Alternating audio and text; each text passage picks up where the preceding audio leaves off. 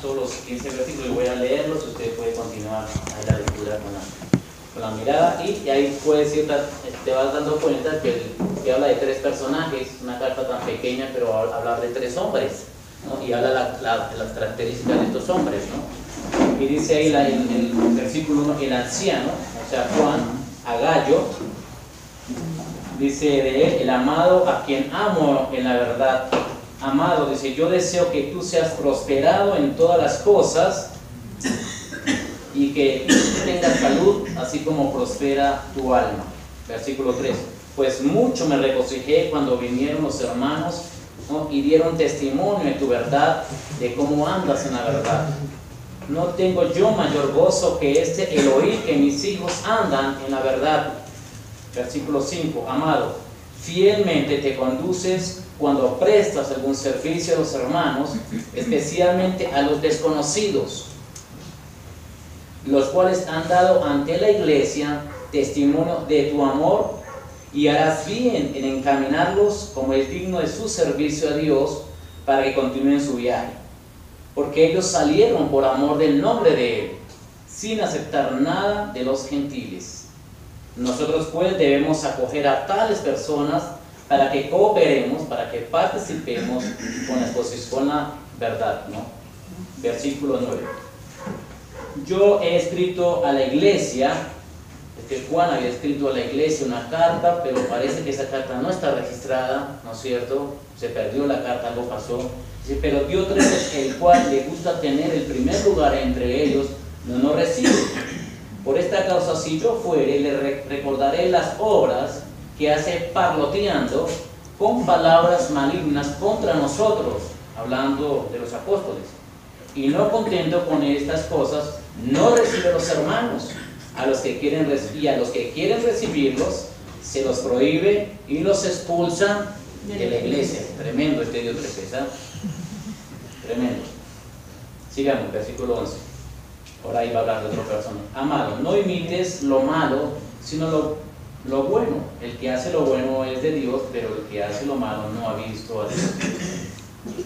Todo dan testimonio de Demetrio, y aún la verdad misma, y también nosotros damos testimonio, y vosotros sabéis que nuestro testimonio es verdadero. Y ahí unos saludos finales, ya se despide. Yo tenía muchas cosas que escribirte, pero no quiero escribírtelas con tinta y pluma, porque espero verte en breve y hablaremos cara a cara. La paz sea contigo, los amigos te saludan, saluda tú a los amigos, a cada uno, ¿cierto?, en particular. Así que aquí tenemos una carta muy pequeña. Alguien dijo que podría ser posiblemente lo que él escribió esta parte, media cuartilla, ¿no? Una cuartilla pequeña ahí, escribió a esta persona, y nos tiene que llamar algunas cosas la atención. Vamos a ir describiendo. Primero, miren cómo se presenta él, anciano. Realmente él es apóstol, ¿no? Y él tiene toda la autoridad para presentarse de la misma manera como se presentaba el apóstol Pablo. Apóstol, siervo de Jesucristo, por la voluntad de Dios, etcétera, etcétera. Pero él aquí se presenta como el anciano, ¿no? Podemos pensar en alguna intención en forma particular del apóstol. ¿Por qué se presenta a la iglesia a este hombre, como el anciano? ¿Por qué dice el anciano? ¿Sería que está pensando en su edad, como un anciano literal, que realmente era un anciano ya, ¿no? O posiblemente está pensando, él pareciera ser, hermanos, que está escribiendo desde Éfeso. Juan duró un tiempo en Éfeso, pastoreando la iglesia de Éfeso, y pareciera ser que el trasfondo histórico de esta carta es que la escribe desde Éfeso. No sabemos a quién realmente la escribe, la dirige. Menciona la iglesia en un momento, pero aquí en esta carta especialmente va dirigida a una persona, a Gallo. ¿Quién es este Gallo? La Biblia no nos da mucho para pensar y determinar quién es este Gallo. Pareciera ser que es un hermano que está de alguna forma participando del liderazgo de la iglesia, otro anciano. Nosotros, la Biblia, hay un poco acerca de este personaje, de este Gallo. Todo el trasfondo nos indica que tenía un lugar o un ministerio público en la iglesia. ¿Cuál iglesia? No sabemos. lo que dicen los estudiosos, ¿no es cierto?, o la tradición, podría ser que ellos, cerca de Éfeso, iniciaron un grupo, una iglesia, y la iglesia fue creciendo, ¿no? Entonces a ese grupo va dirigida la carta, una carta que se perdió, fue escrita, llevada a la iglesia, pero una carta que no está. Porque dice, yo escribí a la iglesia, ¿no? Pero parece que se vio otro que nunca leyó la carta del apóstol a la iglesia, ¿no? Entonces él agarra, en vez de escribirle a Diótrefes, le escribe a otro hermano, ¿no? Y miremos, entonces, él no usa, hermano, de su autoridad apostólica, ¿no? Yo pienso que él quiere escribir una carta apelando al corazón como lo ha hecho antes, con esas características que cuando él dice hijitos, amados, hijitos, hijitos. Una carta muy personal, muy familiar, muy íntima, con algunos rasgos de una forma particular, porque lo vamos a ver. Dice, el anciano, a Gayo, dice, el amado a quien amo en la verdad. Realmente esa palabra amado, a quien amo en la verdad, dice, realmente mi amor por Gayo es un amor genuino, legítimo. No hay maquillaje, mi amor por él. Le amo entrañablemente. Él está siempre en mis oraciones, está siempre en mi corazón, ¿no? Es alguien a quien yo aprecio y estimo grandemente. De tal forma que le podemos decir, ¿no?, que le amo. ¿Sabes? Ahí está hablando un hermano, y hace mucho tiempo no le escuchaba, y me decía, te quiero, hermano, te quiero, ¿no? Y son palabras que llegan al corazón, ¿no? Que después de mucho tiempo dice, realmente te quiero mucho, ¿no? Él está en otra ciudad, ¿no? Y hablamos por teléfono, y la fidelidad, ser genuino al escuchar esto, llega al corazón, ¿no? Porque es un hombre, ¿no?, que te está diciendo, es un hermano amado. Pero aquí pero Juan está diciendo, realmente yo te amo, yo amo al anciano, ¿no? Después, amado, yo deseo que tú seas prosperado en todas las cosas y que tengas salud, así como prospera tu alma. Miren, hermanos, esta palabra prosperado, o como prospera tu alma, solamente aparece en dos otros libros de la Biblia, ¿no? Y hoy en día se ha sacado una doctrina, que es la doctrina de la prosperidad, ¿no? Ahí está en Romanos capítulo 1, cuando dice que tu viaje sea prosperado, ¿no? Y después cuando Pablo habla a los Corintios, en 1 Corintios, ¿no?, y cuando habla de la ofrenda, dice que cada uno dé como haya, según como haya prosperado. Y aquí, 3 textos, y de 3 textos, otras unas religiones empiezan a sacar la doctrina de la prosperidad, Y aquí el tema sí, podría ser que haya prosperidad económica, pero después hay algo más que dicen que prospere tu alma. Pareciera ser que este Gayo estaba teniendo problemas de salud. Dice, ojalá que tu salud sea prosperada. Pero es importante el orden, porque dice que tú seas prosperado en todas las cosas y que tengas salud, así como prospera tu alma. Es importante que haya prosperidad en algunos aspectos en nuestra vida. He escuchado, hermanos, continuamente, ¿no?, de otros hermanos que miden la bendición de Dios en función a la parte económica. Siempre van hablando de la bendición, de la fidelidad de Dios en función a lo material, ¿no? Y no necesariamente eso es correcto. Usted y yo hemos contemplado la vida de hermanos que después de que han empezado a prosperar económicamente, ¿no?, algunos de ellos terminan apartados, separados, sin compromiso con el Dios que prosperó sus vidas. Entonces no necesariamente debemos medir las bendiciones de Dios en función a lo material, no necesariamente. Y aquí el apóstol está diciendo que Dios realmente esté prosperando tu salud. Y dice, así como prospera tu alma. Además es importante que cubramos todos los aspectos y compromisos materiales, pero es mucho más importante que nuestra alma vaya creciendo, vaya madurando, vaya prosperando, no vaya creciendo espiritualmente. Esa es la idea aquí. Sí estamos interesados. Dios no está peleado con las riquezas, por supuesto que no. Yo he predicado eso en la iglesia. Dios no está peleado con las riquezas. Él es el Dios de toda riqueza, por supuesto. Dios no quiere que sus hijos vivan de una forma paupérrima, por supuesto que no. El tema del dinero es que los hombres que aman el dinero, el amor es el problema. El dinero no es un problema, hermanos. El dinero para nada es un problema, absolutamente no es el problema. Hemos servido con hermanos que tienen mucho dinero y entienden el plan de Dios, ¿no?, en su bendición, y proyectan y sustentan la obra de Dios. Y gracias a Dios por la vida de sus hermanos, porque entienden, el problema no es la parte económica, el dinero en sí. El problema es el amor al dinero, ¿no? Convertimos y hacemos del dinero un Dios. Confiamos, dependemos, esperamos y trabajamos en función al dinero. ¿Lo necesitas el dinero, hermanos? Claro. Por supuesto, tenemos compromisos. La escuela, la renta, el arreglo y todas las cosas que el coche y todas las cosas que necesitamos diariamente. ¿Y Dios sabe estas cosas? Dios sabe estas cosas, por supuesto. Porque Él dice que Él sabe de qué tenemos necesidad. Pero el principio es Mateo 6:33. Buscad primeramente el reino de Dios y su justicia.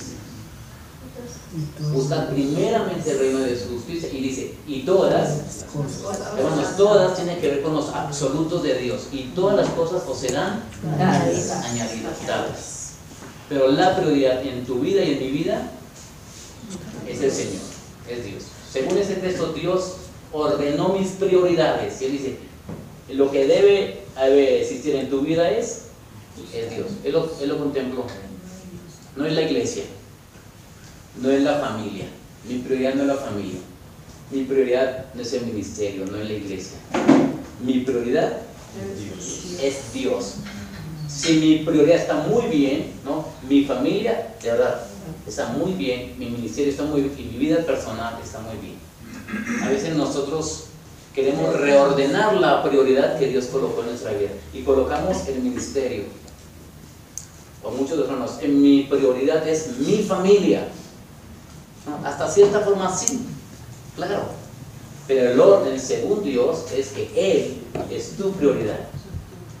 No es ni tu familia, ni tu trabajo, ni la iglesia, ni el ministerio. No, es Dios. Y todas las otras cosas, todas, absoluto todo, vas a tener, la palabra es satisfacción. Vas a encontrar satisfacción en lo económico, en lo familiar, en tus relaciones con tus hijos, con tu esposa, con los hermanos, en la iglesia, lo que haces, satisfacción personal en lo que haces. No va a ser una carga, porque la prioridad es Dios. Entonces, Dios no está peleado, por supuesto, con la prosperidad, para nada. No, lo que pasa es que hoy ha sido un medio de ganancia, ¿no es cierto?, y de extorsión para muchos. Dice, pues, versículo 3, pues mucho me regocijé cuando vinieron los hermanos y dieron testimonio de tu verdad. Miren, hermanos, otro tema importante. Pues mucho me regocijé cuando vinieron los hermanos y dieron testimonio de tu verdad, de cómo andas en la verdad. Lo importante, hermano, lo más importante no es lo que nosotros decimos de nosotros mismos. La iglesia de la Odisea, que será la que tipifica ese tiempo, ella dice de sí misma lo que es. Y dice, pero yo digo que tú eres pobre, desnudo y venturado. ¿Te acuerdas cuando dice? Pero ellos dicen, nosotros somos. No es importante lo que tú digas de ti, es importante lo que otros vean de ti, vean en ti. Y de este hombre, este anciano, dice la Biblia, mucho me regocijé cuando vinieron los hermanos y dieron testimonio de tu verdad, de cómo andas en la verdad. Dos cosas, de la verdad es con relación a cómo enseñas. Pareciera ser que este gallo se había metido en unas peleas, unas broncas por defender una sana enseñanza. Y no termina ahí, sino también que vives, ¿no? Nosotros lo hemos dicho, ustedes lo han escuchado, se ha enseñado, que lo que creemos determina cómo vivimos. Lo que yo creo del Señor es cómo voy a vivir. El pastor Nelson Morales, ¿no?, que aún sigue ministrando ahí en México, y ha tenido la oportunidad de lo hemos invitado a la iglesia a dar unas conferencias para matrimonios. Él decía, conozco a muchos pastores gatita, ¿no? Que predican, que practican, ¿no? Entonces este gallo es distinto. Este hombre dice, los hermanos han observado qué testimonio que tienes en medio de la iglesia. Los hermanos son los que hablan de este hombre. Y eso despierta un amor especial y un gozo especial en la vida del apóstol Juan. Dice, me gocé tanto de ver hombres fieles a la palabra, pero fieles a la conducta bíblica, al andar diario. No tengo mayor gozo que el oír que mis hijos andan en la verdad. Versículo 5, amado, fielmente te conduces cuando prestas algún servicio a los hermanos, especialmente a los desconocidos. Aquí pareciera ser que va a encarar el propósito del por qué escribió esta epístola. Pareciera ser que en segundas, ustedes ya lo estudiaron, segunda de Juan, la idea es amonestar a los hermanos, ¿no?, a que no tenían que tener el corazón abierto para hospedar a algunos apóstoles o falsos maestros. Por favor, tengan cuidado, esa es la idea. Aquí en tercera de Juan es lo contrario. Dice, qué bien, ¿no?, que han hecho correctamente en el sentido de hospedar a los hermanos, a los desconocidos. Y ese es el elogio y el tema central de la carta, en contraposición de lo que hace Diótrefes.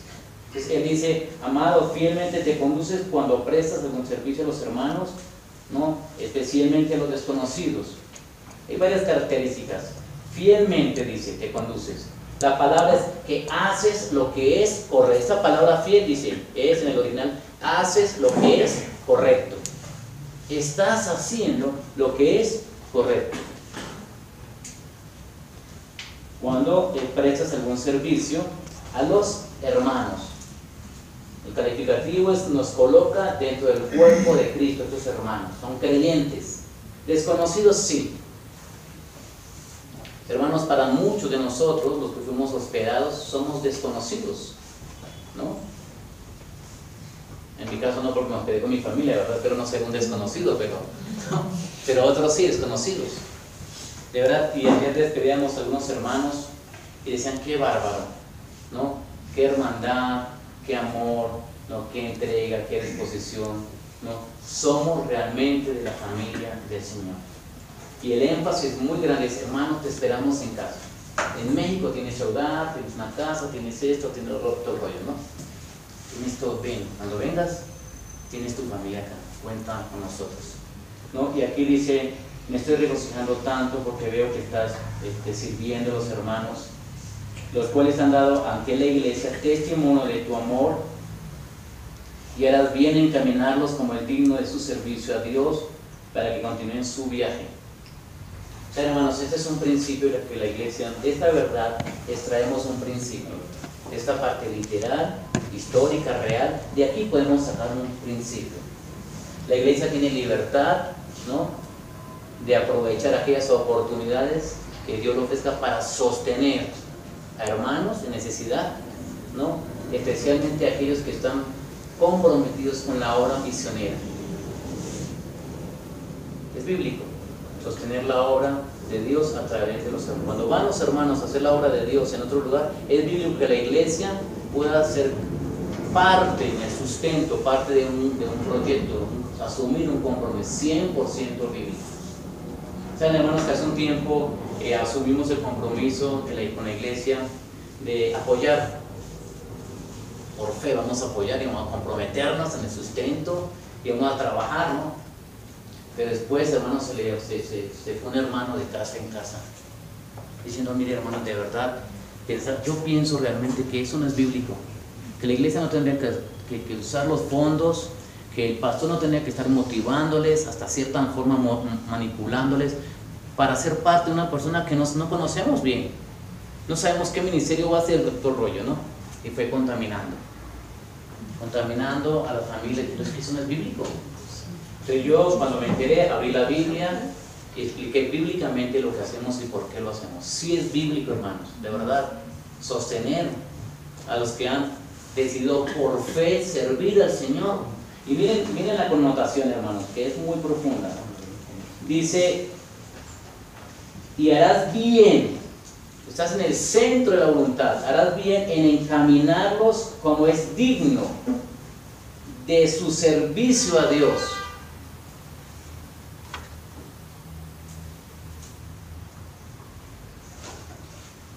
Hay un concepto que nosotros hemos eliminado. Alguna vez hacemos ofrendas para los misioneros y a veces no da lugar a escuchar: hermanos, si traen algo que ya no usen, que ya no usen, que ya realmente no les sirvan, no ropa, que ya no usen los niños. Y no es así.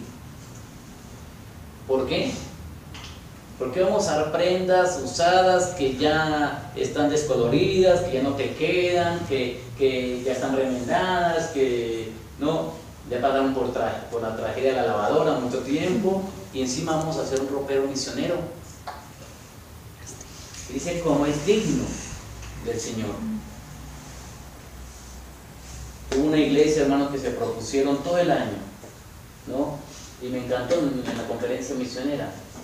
Una conferencia, vamos a recolectar, vamos a comprar, ¿no?, lo mejor para ellos. Invitaron varias familias misioneras y compraron ropa, tenis, chanclas, cosas, ¿no?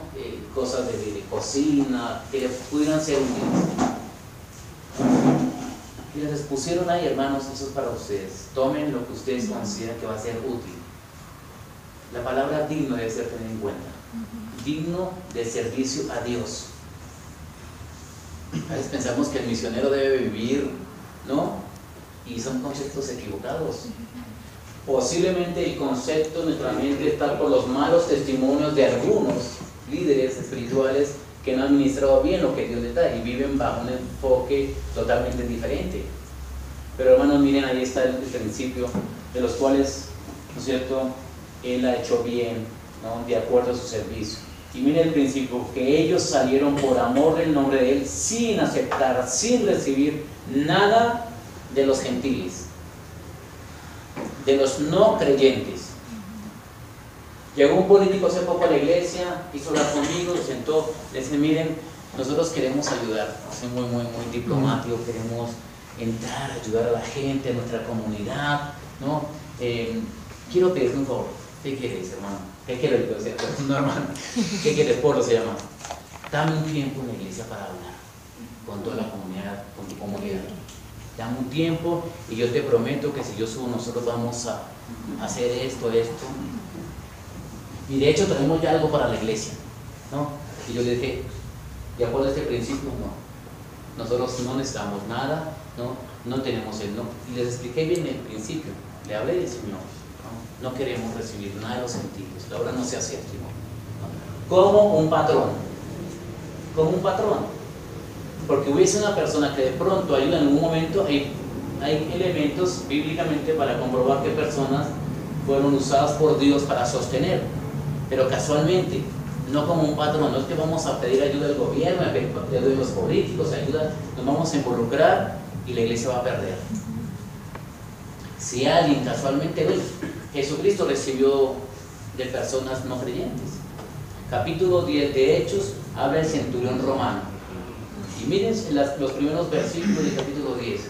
Dice que ayudaba a los judíos, que oraba, ¿no?, que daba limosnas. Era un converso. Pero es una casualidad, no un patrón. Y aquí dicen estos: nosotros no recibimos nada de los gentiles. La obra no se hace así, ¿no? Ahí está el principio. Nosotros pues debemos acoger a tales personas para colaborar con la verdad de Dios. Vamos rápido, se nos da el tiempo, ¿no? Versículo 9. Ahora va a hablar de Diótrefes. Yo he escrito a la iglesia, le dice Juan a Gallo, dice: pero Diótrefes, el cual le gusta tener el primer lugar, ¿no? O sea, aquí el apóstol va a hablar acerca de las características, ¿no?, de las cosas que hace Diótrefes, ¿no?, su actividad ahí en medio de la iglesia. Yo he escrito a la iglesia, pero Diótrefes. ¿Alguien sabe qué significa el nombre de Diótrefes? ¿No? Acuérdense. Alimentado, ¿no es cierto?, alimentado por Júpiter. ¿No? Es alimentado por Júpiter. Y el contexto, ¿no es cierto?, el texto ahí nos va indicando las características de Diótrefes, ¿no? Dice, yo he escrito a la iglesia pero Diótrefes, el cual le gusta tener el primer lugar entre ellos, ¿no? Una persona que le gusta, ¿qué va a hacer? Esa persona que le gusta, que quiere tener el primer lugar, ¿qué hace? ¿Qué cosas hace? Compite, hace cosas para ser visto, ¿no? Quiere ganar, figurar, claro, exactamente, ¿no? Despreciar a los demás, ¿no? Es una persona totalmente egocéntrica, centrado en sí mismo, ¿no? Y desprecia. Ahí nota, miren, ese no tiene el pasaje, el primer lugar entre nosotros, y dice, mire las acciones, no nos recibe. ¿Quién está hablando?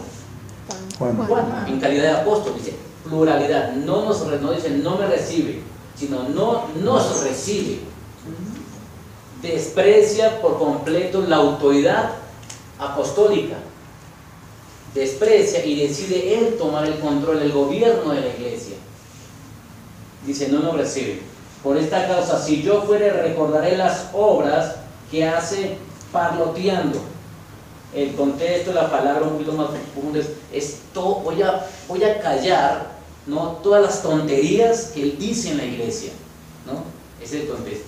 Todas las tonterías que habla la iglesia, con palabras malignas contra nosotros.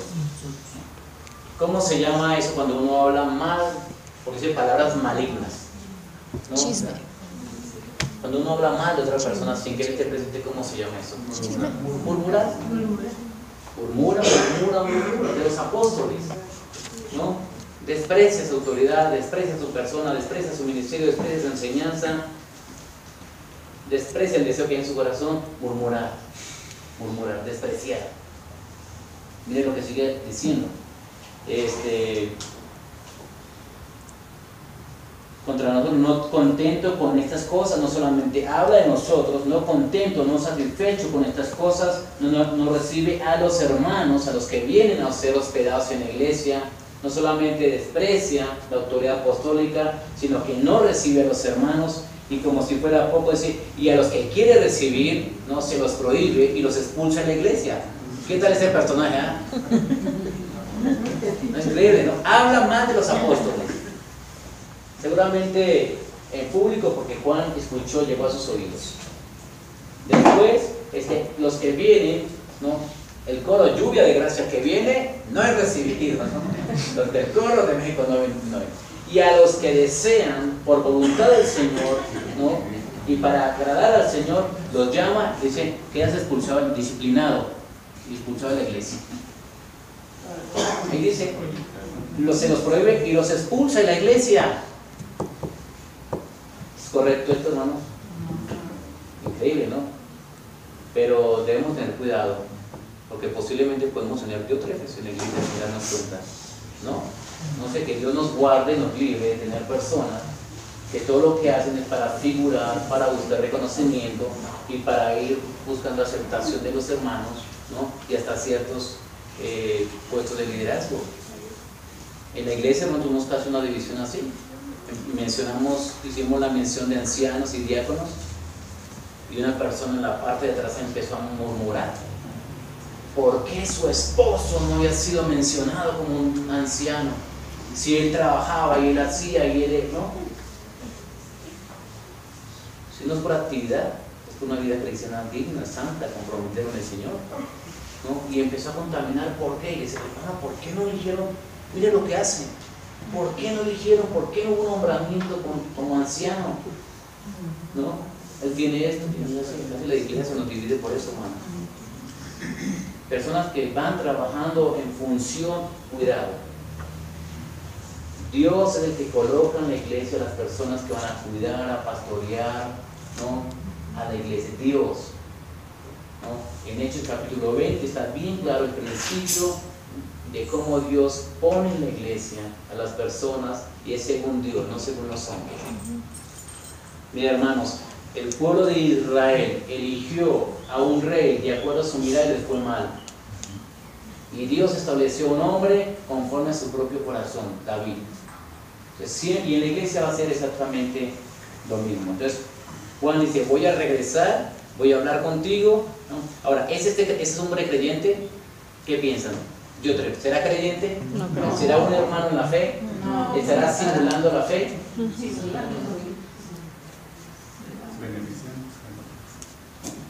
Yo no sé, hermano, de este Diótrefes, si es creyente.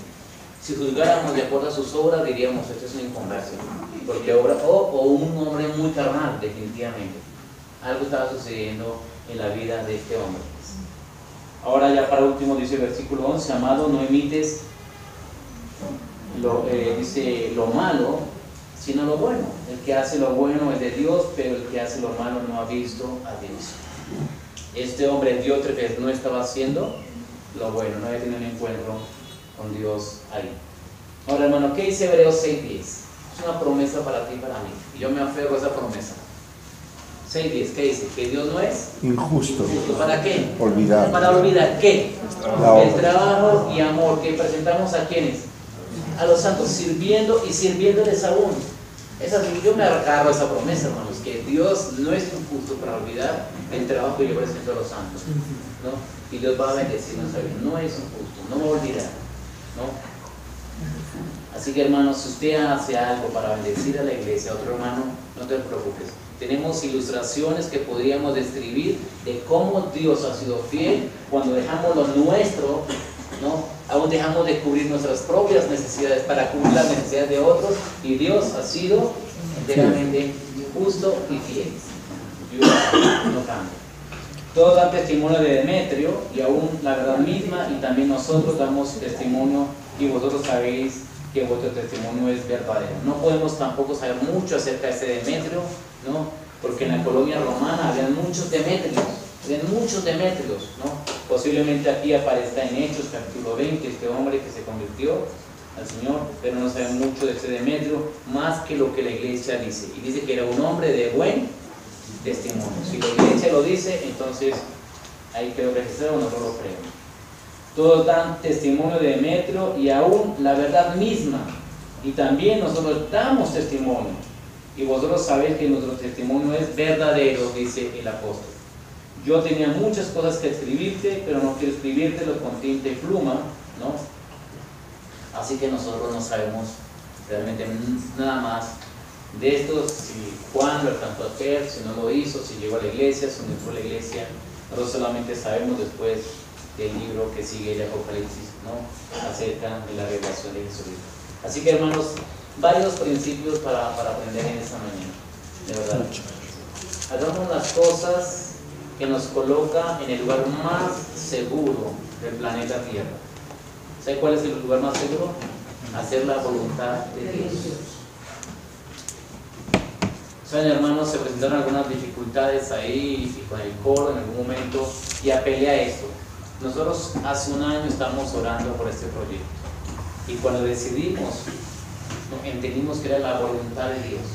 Ahora que tenemos unas dificultades, ¿vamos a decir que no es la voluntad de Dios? Concluimos, es la voluntad de Dios, y por lo tanto tiene que haber paz, ¿no? Y la voluntad de Dios es el lugar más seguro, y estamos seguros porque estamos haciendo la voluntad de Dios. Este gallo, este hombre, estaba haciendo la voluntad de Dios, estaba calentando la palabra, defendiendo la palabra, viviendo la palabra, ¿no? Y haciendo lo que tenía que hacer. ¿Qué debemos hacer con los Diótrefes? Si no son de Cristo, ganarles para Cristo, ¿no? Si hay Diótrefes que son carnales, debemos enseñarles, ganarles. Es complicado, sí, porque son egocéntricos, son materialistas, son murmuradores, desprecian los principios de autoridad, no se quieren someter al principio de autoridad. Ahí lo vemos, no se sometieron a la autoridad apostólica, no desean someterse. Y alguien dijo, lo aprendimos, una persona que no esté dispuesta a someterse a la autoridad no es digna de ser considerada en tu equipo de trabajo. Una persona que no entiende el principio de autoridad, ni lo consideres, porque va a ser un Diótrefes, causando siempre problemas en medio de la iglesia. Y en el tema de Demetrio, pues el ejemplo es: seamos hombres y mujeres de buen testimonio, que las personas hablen de nosotros y que la iglesia pueda dar buen testimonio de cada uno de nosotros. Vamos a orar. Querido Señor, queremos agradecerte por esta noche. Dios, yo te quiero dar gracias porque usas nombres propios aquí en esta epístola, con situaciones específicas. Señor, no dudamos que fue la situación real de una iglesia que estaba sufriendo por quizás una ausencia, un liderazgo sólido, un liderazgo espiritual, que habían hombres que se han infiltrado en la iglesia con motivaciones totalmente incorrectas, luchando por una jerarquía, por un dominio, por un control, hombres que querían gobernar la iglesia de acuerdo a sus propios deseos y apetitos, y Pablo saca a la luz esto. Pero hay hombres tan piadosos como este anciano que defendía la palabra, pero él mismo vivía la palabra. Él entendía aquellas cosas que debía hacer delante de Dios y las hacía. Señor, te pedimos que nos conviertas en hombres y mujeres de buen testimonio, hombres leales a la palabra, fieles a la iglesia, Señor, colaboradores con los hombres que tú has dejado para cuidar y pastorear la iglesia. Señor, no queremos, a veces nos cansamos, Señor, de estar luchando ahí con aquellos que quieren competir, con aquellos que quieren trabajar para sumar créditos y ser colocados en algún lugar del ministerio por alguna autoridad pública, y nos agotamos, Señor, de esas luchas que tenemos a veces, sabiendo que, o olvidando que el pastor de la iglesia, Jesucristo, que es el pastor, nosotros solamente cumplimos la función de ser supervisores, que cuidamos, Señor, alimentamos la iglesia, pero tú eres el Señor y el pastor de la iglesia.